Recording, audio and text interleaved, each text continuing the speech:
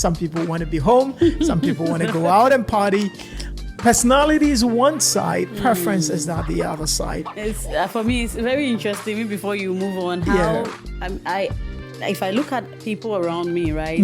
Two people, I always see when two people fall in love, they are so different. Yeah. Different personalities. Yeah. Sometimes an extrovert meets an introvert.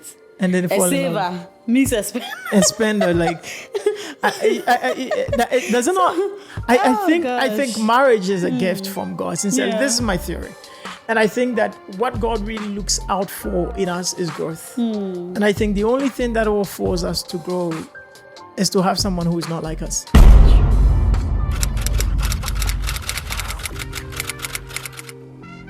Hello and welcome to my Growth Club. My name is Emmanuel. And my name is Grace. Thank you really for tuning in. If this is the first time you were watching us, welcome. I hope you don't go anywhere. This is a channel dedicated to growth. We're going to try and force you to grow whether you like it or not. I mean, of course, you will like it, but you get what I mean. If you've not subscribed to our channel yet, please go ahead and subscribe. You're going to love it here. If you've always been with us, thank you for coming back.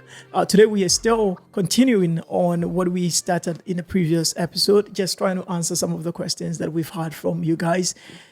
This is going to be a good one, so don't go anywhere. It's one of my favorites, sincerely. Lady's going to read the question, and then we're going to get straight into it.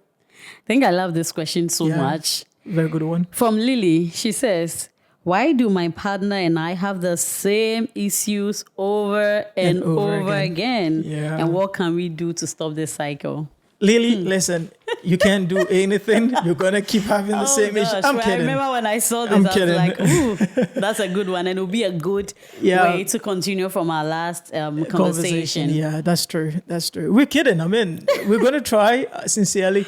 The truth is that you're going to have the same. In fact, 69% of the relationship issues is believed to be something that we can't solve.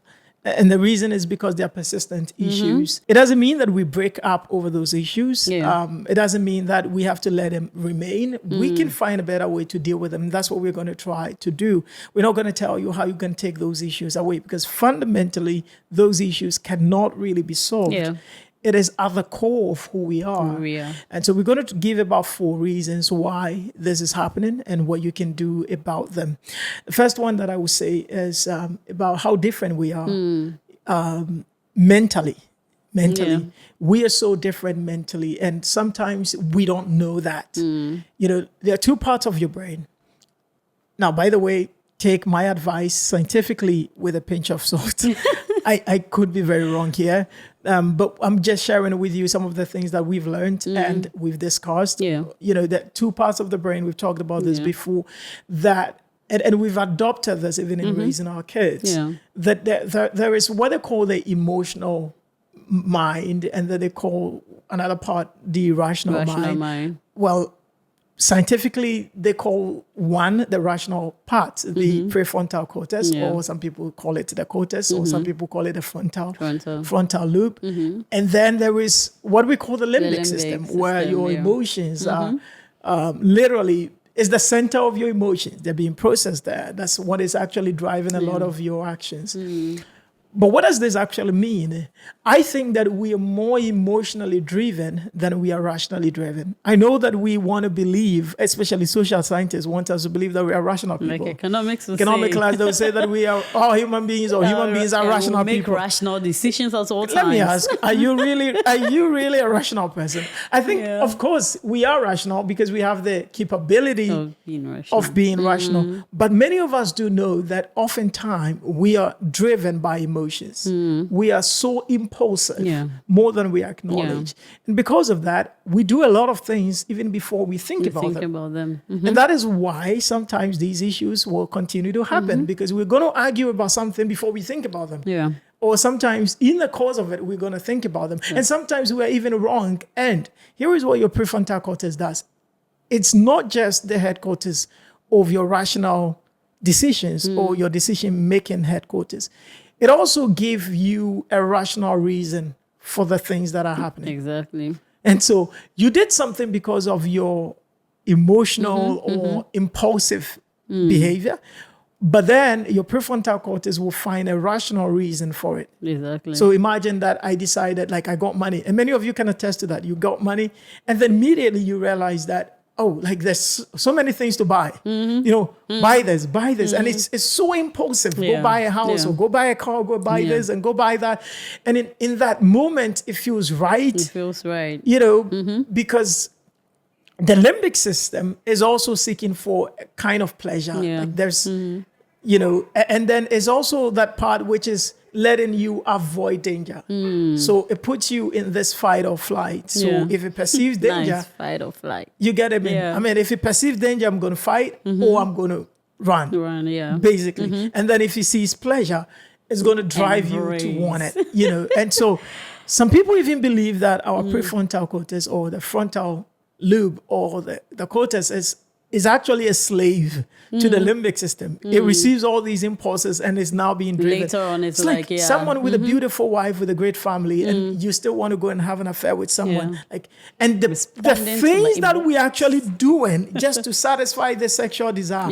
And you think about it, it's sex. Literally, like how many minutes? It's sex. And you're doing all of this. And then sometimes when they are caught, that is when the prefrontal cortex, and then it finds a rational. Oh, I did that because you were not available. You were giving me excuses. Exactly. You were this. You are and not then lovely. We find all those things. Exactly. But the truth of the matter is that you are impulsive. You are very irrational, and you cannot accept it. It's like you buy a house or you buy something. And then now you realize that, oh, wow, what have I done? And then it kicks in, and then it finds a logical reason for why you did that. And sometimes people even respond to our limbic system based on what someone else says. Someone will say that, okay, Emmanuel, you are not rich. Someone can make a very I think annoying Shaq talked about that. Shaq and then Shaq was like... He was going to buy a car, and somebody said that something, and then he bought 3 cars. He decided to buy to prove. I'm sure later on, of course, he has a lot of money, but sometimes that's what a lot of people find themselves in. Later, you sit down, you're like, what decision have I made? Very smart people actually fall victim. When Elon and Trump fell off, and then, Elon just tweeted that he's... And I said, this guy's going to regret it. And then later on, he deleted it. And the reason is because we don't outgrow this. That's who we are. Let me put it a better way. We're literally like monkeys with a computer. And the computer is the frontal. I'm serious. Like it's funny, but it's true. The computer is actually the prefrontal cortex. And the funny part of it is that the prefrontal cortex is not developed. I could be wrong, but scientifically, from what I read, is that it doesn't get fully developed until we are like 25. And even for that, the way the development happens exactly is often the shaped problem. By a lot of things. And even from evolution, I think you shared this with me even before that. You read this before that from evolution standpoint. And by the way, my wife is so brilliant and smart. So, I'm so blessed to have her. She was sharing with me. I did read about that from evolution, the limbic system has always been, it's been with us from day one, right? We can even see from children, we see like from animals, exactly. When they see something, something they perceive as danger, they run away. Babies, if you look at your children or your younger siblings, they want something, their emotions get in. And they're how very impulsive. Exactly. And the way they are shaped to see it. Maybe like our daughter recently, she always like Coco Melon. And, imagine every time she does that, she asks for it, we just open it. Constantly, she will just grow up and then she's in a relationship with a wonderful guy and it's like, okay, she wants something or she wants her way. She cries or she gets moody. As we grow, we stop crying. We find a way to still even at the workplace, we are crying, And I believe that there's a big part of our nurturing that helps with this development, how you grow out from your limbic system. And I always say that childhood experiences kind of wires us in a default setting, right? Imagine growing up in a home where when it comes, constantly people are arguing, screaming on top of their voices, shouting. In fact, I grew up in a community where I saw that a lot. Like you hear your neighbor either beating the wife or people shouting on top of their voices. So imagine a child who is growing up. So you see, you are being nurtured. So your brain is being shaped. Yeah. Or you grow in another home where people find, you know, when there's an argument, they rather want to walk away. Yeah. So you see people, they don't want to talk about it. So some people will use that as an escape, right? Yeah, so our nurturing goes a long way to shape how our brain eventually, like recently, I see how you work with Ethan, our son. Yeah. He's learning to talk about things. Yeah. Okay, Ethan, walk me. Why do you want this? I think he's way mature than his age. He sometimes comes back from school and is like, I'm really sad, and he's hanging in his emotions, and you are trying to, you are walking him through, right? Yeah. Gradually, imagine we even ignore him. We don't allow him to talk about it. Yeah. For us to be able to walk him through and let him see, your friend maybe this because of that. Prince got this gift because of ABCD. So tomorrow when you go and you listen to the teacher, then he learns that, I don't have to live in my emotions. You remember the day they were having a game here, and then the first time he lost the game and he was crying. And then we kind of talked about it, and then he realized it was pointless. It was pointless. Then the next time, and now it becomes his habit to the extent that recently his teacher was like, why is he always allowing I've not seen a child who's so selfless. Yes, he's always allowing his friend to win. You think he was selfless? No, it's because we walked him through. And I think that's the importance of training. That it's okay to sometimes not to win. Yeah, it's the importance of training. It's why we need training. It's the reason why many people who don't have quality training growing up, especially people who don't have, let's say, the father at home. Without training, your brain is literally like the limbic system is what is controlling almost every aspect of your life. Yeah. Well, training helps your prefrontal cortex to develop well and to take control. Yeah. You know, so you become more rational. Yeah. You become more patient. Yeah. A lot of people who don't have this kind of development, mostly, they don't know this. You can be as intelligent as possible. You can look at even some of the richest people. I don't want to mention names, but if you've been following the news, you see them. They're very impulsive, and you don't understand why. Many times, go back to their development, and you notice that there is a big gap. Yeah. Because it has to be trained. That's the difference between that and the limbic. The limbic, like you said, from evolution standpoint, we had the limbic system way before our frontal, loop started developing, or the prefrontal cortex started developing. And so you don't want your child to be driven by their amygdala. You don't want that. I'm sorry for boring you with all these terms, but that is the reason why. We're in a science class today. I mean, we're still learning about this, so we could be wrong about some things, but we are quite sure about some of the things because we really have invested time and effort in this. So, Lily, here is the point. You are more driven by that emotional part than your rational part. Yeah. And because of it, here is what I think we can do to make it better. We need to be more patient. In other words, I have said this. I don't expect you not to be emotional. I mean, we live in a society that is women are emotional, men are... No, I don't believe that. We're all the same. The difference is that women are nurtured different from men, like you said. Yeah. And the reason I pointed to you, that when our daughter is crying, you notice that I try not to treat her like that. Yeah. You know, I don't respond to her cries immediately. You get what I mean? I try to just sit with her to understand why she's crying and we can deal with the issue. Of course, she needs the comfort. I give her the comfort and all that. But the way we raise ladies or girls is that we respond to them just because, emotionally, let me put it that way. And we try to, I think for men, we don't raise them, we suppress. We suppress them, So we say, why are you crying? Don't cry. I mean, from those of us from Africa, know that. Men, you don't cry. So we say, don't cry. If you cry, you see. Yeah. So we try to just shut them up. Yeah. So here's the problem.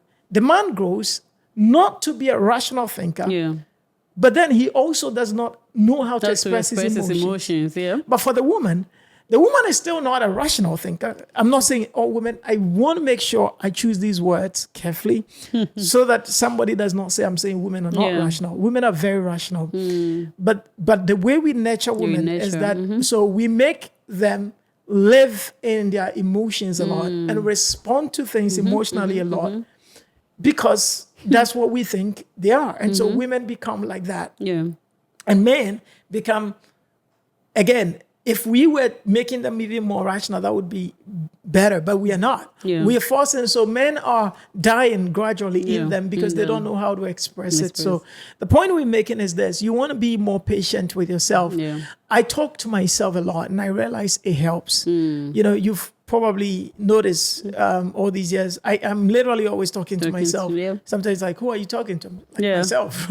And I do talk. I don't know why people don't talk to themselves. Yeah. I talk to myself more than I talk to anyone. I talk to myself, perhaps maybe and God, you know, but that's what I do. I talk to myself a lot. Yeah. And I notice that what it does is it allows me to rationalize things. In the moment, we are all going to sometimes be emotional. Yeah. Like, let me put it this way. We will respond to our limbic system. Yeah. The impulses coming from there may drive us. Our prefrontal cortex is more like a slave to the limbic system, sincerely. Yeah. When it's not developed properly, it's what drives you, literally. Yeah. And so you feel something, you just want it. That's why people do have these addictions. You know, porn, I feel it. You know, it's pleasure and pain. Go for pleasure, avoid pain. Yeah. And when it comes to pain, we have to decide whether it's something we want to fight or we want to flee. And that is why we argue, even our workplace, somebody says something, the moment we perceive it as an attack, our response, you see the way we react. Exactly. So slow down. The moment you know that this is who you are, you realize that, oh, wow. And you want to just process things rationally. Sometimes, a lot of times, you'll get it wrong. Notice it early and say sorry. Yeah.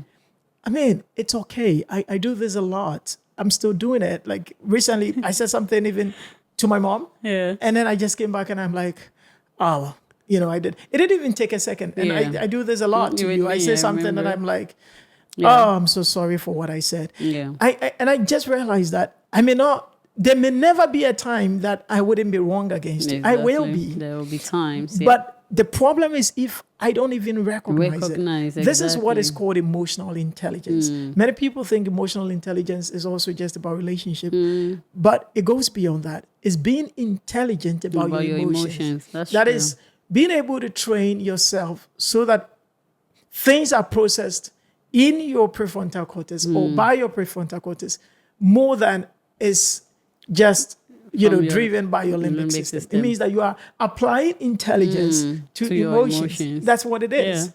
Yeah. And so you are very measured and calculated in the way you react and the way you respond. And I promise you, the good part of the way the brain is the brain also has memory. And so the brain is able to tell the patterns in your mind. If you do this long enough, it will get to a point where it will get into your subconscious. And I'm saying this from experience. It will get into your subconscious and it becomes a thing that you are. Like, you've seen it with me. Like, sometimes the patterns, because your brain will now relegate that perhaps to your subconscious and it becomes like the way you walk without thinking. Yeah. But until then, it would take a lot of deliberate practice to make that happen. And in light with being emotionally intelligent as well, after talking to yourself, one thing, especially when you're dealing with people like your partner, get curious about their upbringing. Yeah. Try and understand. A portion of being emotionally intelligent is being able to read a room. Yeah. So even at the workplace, being able to know, okay, let me not say there's a heated argument going on. People are talking as though you've made them feel like they are not intelligent or good enough. Right. Just understand, right? I mean, you may not be able to get the opportunity to understand your boss's upbringing and whatever they went through, but at least a portion of being emotional is okay. Pausing to, think, okay, relax. Just give them the room to talk and understand that maybe it's not about you. They are not mad at you, right? It's true. But then with your partner, you have the opportunity to talk. You can talk. You're not enemies, right? You can ask. You can try to understand, okay, oh, this person, like I shared with you the experience of where I grew up, where I heard people shouting, right? So probably, as you may have met me, and when we are talking, maybe I'm shouting on top of, and you may not understand. But being able to know that, oh, okay, so it makes you more empathetic. It's true. Towards other people. And it also allows you to also understand even how they are processing something in the moment. In the moment. Yeah. You know, sometimes that's the reason why we argue and fight, because we are not able to perceive. You've seen me, even recently I did it, where we were talking about something and I said, you know what, I think I'm just going to give you some time. Oh, yes. And the reason is when I perceive that something is not being processed you know, from, you get what I mean? It's just being processed in the emotions. It's a fool's errand. There's no reason. Like we will argue for hours, and it will still not end anywhere. And so sometimes what I do and what we do is, if you have our Notion system, we have a conflict resolution system. And many of those issues, I always say this: that the moment you see that I do this, don't assume I'm angry and I'm just being silent. No, I'm going to put whatever I have to say in the text.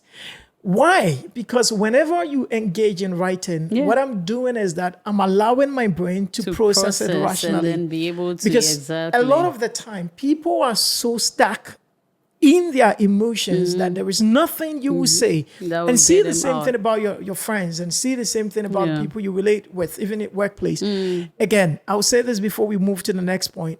When you begin to do this long enough, you will also be very forgiven, because people will do things and then later they will come to their senses. Yeah, exactly. You get what I mean? Like they will move out of their emotions. They may not come and say sorry, but you realize it's almost as if they were not the same people. I'm telling you the truth. It will be like as if they're not the same people who just acted this way. Or sometimes they may even come to you and just say something. Oh, you know, I was doing this. They may not directly say, you know, or some people will be, and then they will come and be nice to you. If you're not careful, you say, "Are you now coming?" Maybe you have. You know, so are you now? Because that's how human beings are. Some people will just regret their actions. Some people will not. But regardless of it, Lily, you get a point. Let's talk about the second one. The second one. I think I love the second one a lot. Yeah. Because the moment I came to that realization, I never knew. Like, I always was very okay. This marriage has been like a school. It's been like a school. I mean, I'm sorry. Like in fact, we've been together for 11 years, right? Yeah, and she reminded me that today is our... When I said yes when we started... When I said yes. In a relationship, not in marriage. 11 we are in our 7th for marriage, but she reminded me that today is 11 years of being in a relationship with her. As though she needs a trophy, but I need a trophy. I've been to a school that I appreciate. As though you run a marathon and you need a trophy. I mean, I really appreciate this experience because, like, this point, right? I never knew it even existed. Yeah. Until after we have sometimes had clashes where we had to. You brought my mind to it, or sometimes I brought your mind to it. It's about how binary we are. Yeah. Something called binary thinking, right? Binary thinking is basically, when something is either black or white, no gray area. Yeah. So it's either this option or that option. That's all. Good or bad. No middle ground. Good or bad. Do, don't. Do, don't. This you way, me or you don't love that me. way. Like that kind of... you're very right. Yeah, and it's also because I believe, I've come to realize, even if I look at my life, I look deeply at all the things I've ever thought, or any arguments I've ever, or communication or whatever I've had with you, is that we always, every human being loves to be right. It's true. And right, so we treat even arguments, and we in a podcast we had before, we talked about how people can argue effectively. People even treat argument like we are in a court trial. So definitely somebody must who's lose right and who's wrong, and who is wrong. Right? You remember we talked about the game that we play. Exactly. The theory, the game theory. The positive sum game, negative sum game. Have we done any episode on that? I don't think so. We probably would do that. Bits and pieces. But so basically, game theory is where almost everything is a game, because you play to win something. Yeah. And many times we play a status game. And there are different kinds of games. You know, there is a zero sum, there is a negative sum, there is a positive sum. Zero sum is that the total sum of our wins should be zero. It means that if I win, you have to lose. So it will be +1 minus 1, zero sum, right? But then often in playing a zero sum game, we end up playing a negative sum game. Because now I can't make you win. Because if you win, I have lost. Exactly. Right? That's how we look at it. Even at a workplace, that's the way it is. It's just, you watch. Many people play status game. Yeah. You can't be better than me. No, because if you're better than me, I have lost. Exactly. And so what then we try to do is we pull each other down, or we slander, or we form little cliques. Pull him down spirit. Exactly. We form little cliques, or those who are around us, we spread misinformation, bad stuff. And in the end, what we do is that we end up playing a negative sum game. Because I lose, you lose, basically. So, like, we are terrible people. You know, but what game you really want to play is a positive sum game, which is a win-win. Unfortunately, because of our binary thinking, we don't see win-win. We only see win-lose. Win-lose. Black, white. Yes. Like Lady just said. And that's one of the things that really is going to happen until we change the game we play. We change the game we play. And how do we do that? I always say this, that you have to really look at the motive. You have to question your motive. Question the motive, you know, behind anything else. Like, for instance, an argument. If you've been arguing a lot, why? Why are you arguing about something? Sometimes a simple okay, like, okay, I've heard you, is enough. Yeah. But we have to make sure that we say whatever we have to say. And we stand by it. We don't get to any middle ground. No, we don't. So that we are waiting to say, because this is my ground, this is your ground. It's about who wins. Who wins. And then eventually nobody wins. Yeah. But imagine it's not about who wins. Imagine it's not about who is right and who is wrong. Imagine we started pursuing truth instead of who was right and who was wrong. Exactly. You know, you've ever seen people who, like, instead of asking themselves, how is this thing that was said true? They don't see things that way. They care more about they being right. They care about, you know, you see what I said. You know, I said this, you know, that is the point. This is why I did this. And listen, if we play this game, we're always going to have an issue. We will always, because no one wins in that game. No one. If we play a zero-sum game, no one wins. I'm telling you. Of course, you may think you want to win, but the other person will make sure you don't win. Exactly. That's why whenever your husband has a problem with you, it doesn't take long. You find a problem with him. Because no one has to win. You're telling me, like, you two, you are like this. Exactly. Right? And that's why if you have a problem with him, he also will find a problem with you. I'm telling you. And I will say this, we've got to be careful even with what we say, because sometimes when you say, because many people play this game, it's a status game. If you dare say something bad, like, they will make sure you pay the price. I'm telling you, they will punish you. Many people don't see it. But a lot of times, spouses punish each other without being conscious of it. Like, if you said something that really hurt their ego, they'll make sure you pay it. They'll punish you. They'll do something to you so that you will come to your knees. It's like subtle. It's there. It's like we are fighting. Oh my goodness. And that is what creates this unnecessary spiral, and we don't know where we are getting from there. So, for example, on one episode, we discussed a time in our life where we wanted to make a decision about going to buy a car, right? And I was like, okay, let's go for a loan to buy the car. And then because we didn't have money. We didn't have money. Okay, so it's mostly like, okay, if we are not taking a loan, then we're not buying the car. But sometimes there's there was a gray area to be able to say, let's save towards it, or another gray area. So, Lily, all we are saying is that sometimes life is not always about black or white.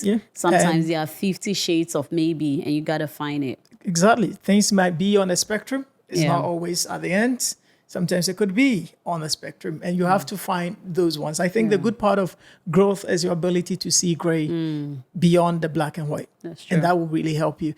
Fortunately, Lily, your partner may not be watching, so I'm praying that your partner watches.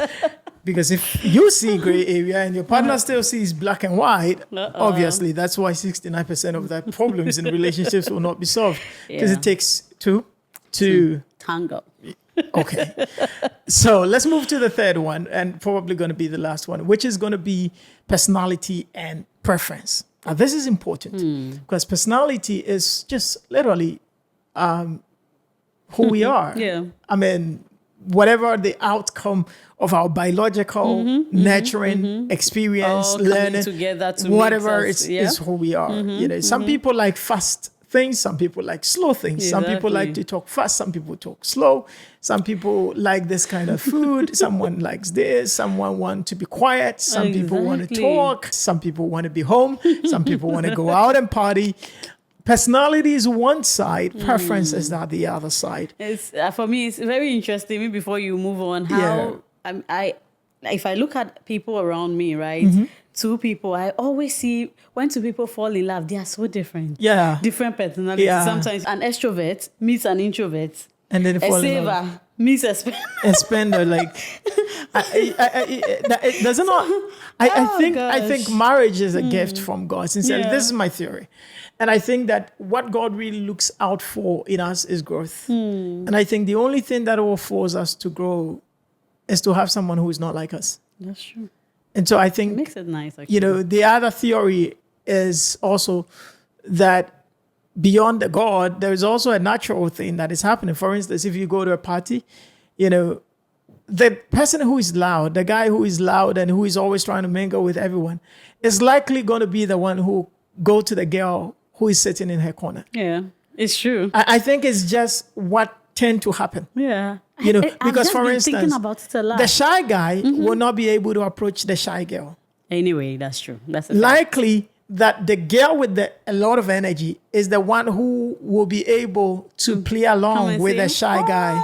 Hi. You know what I mean? You know? Exactly. Yeah. And so it's beyond the attraction. Yeah. It's more or less like it's just what will happen. Okay. You know, by nature. Because if I'm the guy who is always flirting, the Christian girl sitting in a corner is not going to flirt. No. But I flirt. And I'm definitely going to move to the Christian girl and I'm going to flirt. But here's the thing. Because she's not had anyone to be able to approach her. And so I'm going to be that guy who has the energy that is going to vibe and bond with her. Of course, he has his own problems. Yeah. But like, of course, so there are two theories. There's a God theory, which is like God wants us to grow. You choose which one is true. And then, of course, there could be other reasons. But basically, personality and preference is also a key part. Yeah. And it's the reason why I think we're going to keep fighting. Yeah. And I think it's going to be about control and power. Because I'll talk here about preference. Because a lot of things are literally about preference. Many things are just about preference. I mean, of course, you could say my personality, my preference, but many things are just a matter of taste, if you want to understand it that way. Sure. Taste is about, I like it, I don't like it. Oh, yeah. You know, I remember the day that we had Ethan's friend come over, and I mean, you're a very great cook. And it's something that you were very happy about. And then you gave the food, Ethan is just enjoying the food, and the friend is like, it's too spicy. And I remember you just came to me and like, is this spicy? I'm like, no. It's like, but if the child says it's spicy, it is spicy to him. Yeah. And that's the truth, right? Yeah. And so we talked about, again, the prefrontal cortex also giving rational, but it's also giving subjective reasons or explanation to the things that we experience. And so a good part of it is that we tend to have our own subjective truth, basically. That is why we talked about objective truth, where we both can say, okay, this is true to me. Yeah. But then how can we, I'll give an example, dressing. A lady can dress and she thinks she's looking very great. And then the husband will think that, no, I don't think that's a great dress. Of course, it's going to feel like, what? And this is why we're going to fight, because it's about control. Who has a say here?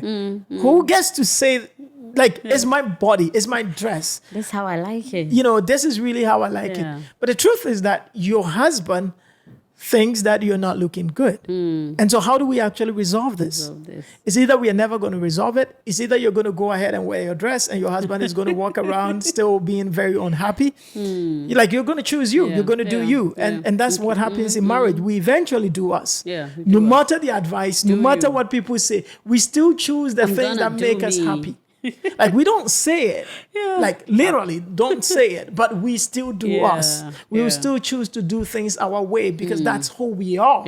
I'm going to dress my way. I'm going to do this. And if you have someone who always want to also sorry, excuse my language, they like to impose their preference. They don't see it that way. They think they're just suggesting. Yeah. But literally what we are doing when we say that, oh, I think you should do it this way, is that we're literally imposing our subjective preference on you. Yeah. It's a choice to take or not to take. And many times we don't see it. So we get mad because we said something and somebody didn't take it. And advice, like even what we're sharing right now, is literally imposing our subjective learning on you. You take it or not. I'm growing to realize that my opinion is my subjective, right, experience or knowledge.